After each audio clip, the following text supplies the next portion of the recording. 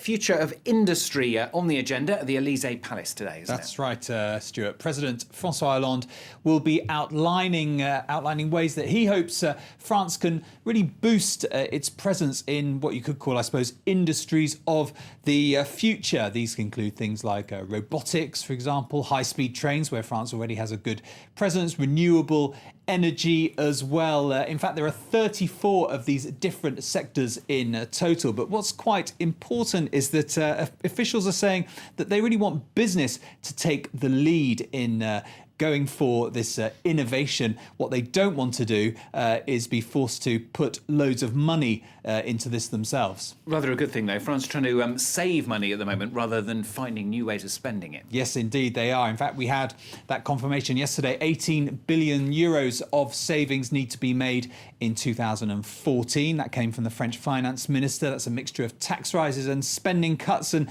that was on the backdrop of updated forecasts he gave for growth, which is going to be a bit less than he thought previously, just under 1% for next year. And the budget deficit as well, that's going in the wrong direction. That's going to be above 3% next year. Remember, 3% is that target that the European Commission wants countries to hit. Markets then, how they're looking? Well, let's take a look at Asia. We've seen a few losses on the Nikkei this Thursday's trading session. That's our usual culprit there. A strengthening yen tends to damage some exporters. That's what we've been seeing there.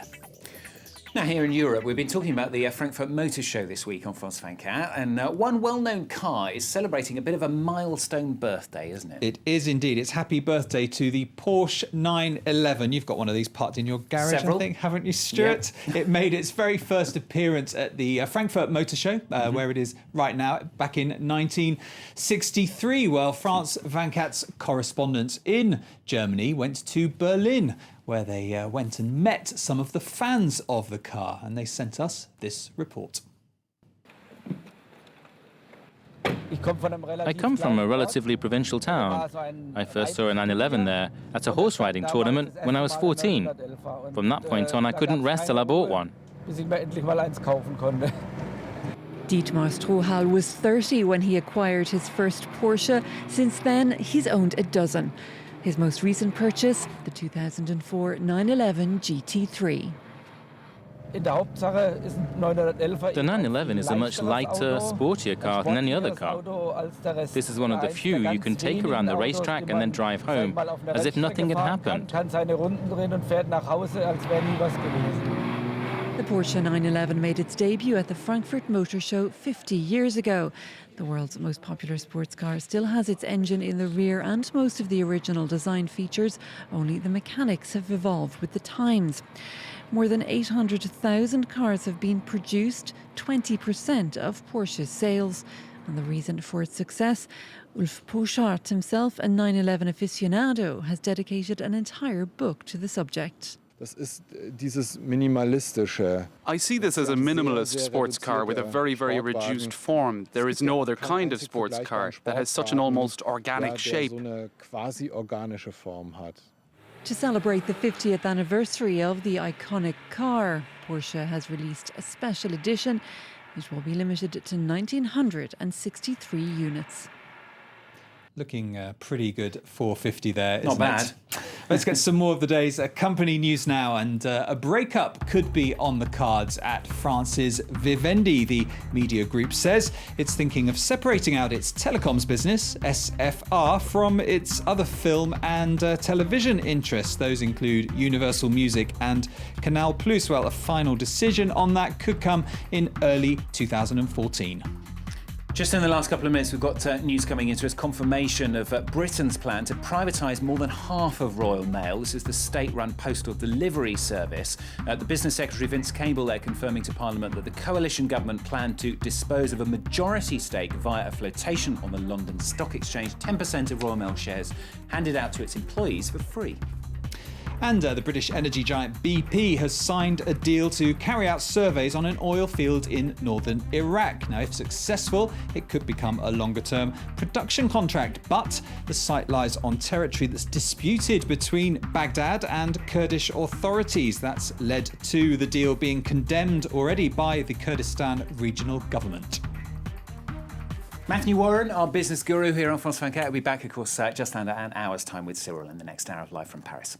Time for web news now. In a moment, the story of a drunk driver in the US who's confessed to killing a man on YouTube. It begins, though, with online reactions to Barack Obama's speech on Syria. Barack Obama delivered his Syria speech to the American people on Tuesday, during which he said he wanted to give more thought to Russia's plan for placing Damascus's stock of chemical weapons under international control. And so he's asked Congress to postpone the vote on possible military action in Syria. American lawmakers and experts have taken to Twitter to comment on his address. Democrat politician Nancy Pelosi, who had said she was in favor of targeted strikes in Syria, has hailed the White House's decision to explore all diplomatic solutions before using force. And it would seem Senator Jeff Merkley is of a similar opinion. He remains undecided over military action. He thinks the US should try and work with the international community to agree on sanctions against the Bashar al-Assad regime. And opponents to military intervention in Syria continue to stand their ground. Republican Rand Paul, for example, has reiterated his intention to vote against an armed operation in Syria, saying American interests aren't directly threatened by the Syrian conflict. The US president's Syria address was widely panned by foreign policy journalists. Nicholas Kristof, for example, who writes for the New York Times, says that the message conveyed by Barack Obama is that dictators can massacre their own people as long as they don't do it with chemical weapons.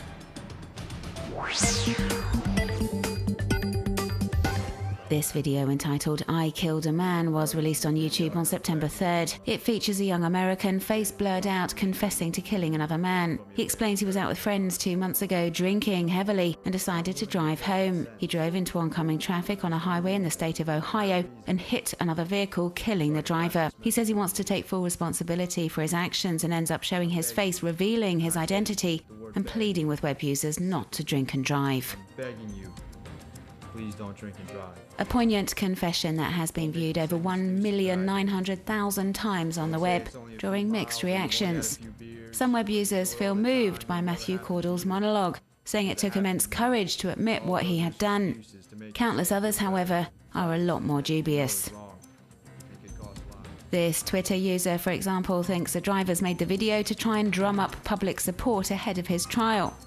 The site Body Language Success has put forward a similar argument and has analysed his body language and facial expressions in the video, concluding that Matthew Caudle is acting, his apology is insincere, and he's not truly remorseful. And now Ohio's legal system must decide what happens to the young driver who was indicted on Monday on charges of aggravated vehicular homicide. If convicted, he faces up to 8 years in prison. So please. Web users have been posting under the hashtag basketball diplomacy, reacting to former NBA star Dennis Rodman's announcement he was going to train North Korea's basketball team to compete in the 2016 Olympics. Twitter users are divided. Some think it could be a good way of building ties between the US and one of the most secretive societies in the world and is therefore a good idea. Others aren't quite so sure, however, and challenge the former Chicago Bulls player, saying his decision is quite simply ridiculous.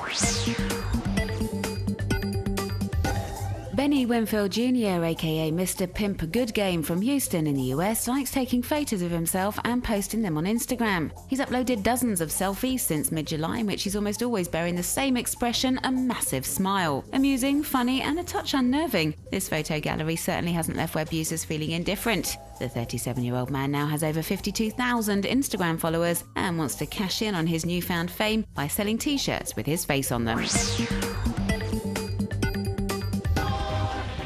In this video, British BMX champ Ryan Taylor gives a pretty impressive display as he pulls off all sorts of moves and tricks on a bike for kids.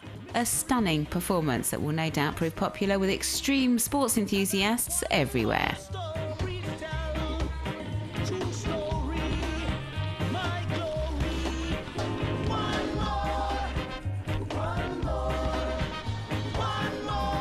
I've seen that twice now. I still can't quite tell whether he falls off deliberately or whether it's an accident. Perhaps we'll find out one day.